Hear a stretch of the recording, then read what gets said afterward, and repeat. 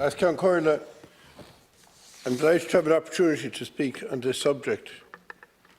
And the first thing we have to recognise is that there's a crisis in the sector. The services aren't available. There are people coming who can't, as has been said, get the assessments, can't get the psychological services that young people need, can't get respite, and can't, in very extreme situations, even get residential. And this is all a huge challenge. Now, the second thing we have to recognise is we want higher standards in the disability sector. We all agree on that. You talked about that yourself. There are a lot more people living a lot longer with a lot more complex needs.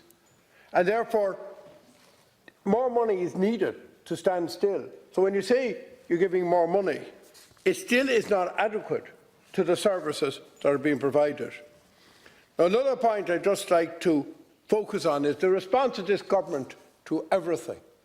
Is how can we get as many years out of inaction as possible, but appearing to be busy?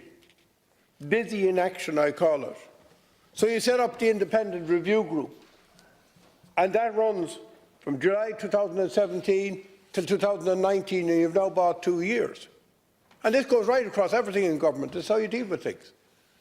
Then, having gone that far, so you've 2 years done, you set up the dialogue forum, and we're now into the 2nd of December 1919, and of course you know that that's not going to make any conclusions before late spring of this year, and you've bought time to get over the line. Well, I don't think the people are fooled by this process of constant dialogue and no action. When there's not enough money for the basic services they need, they know that your policy is not working.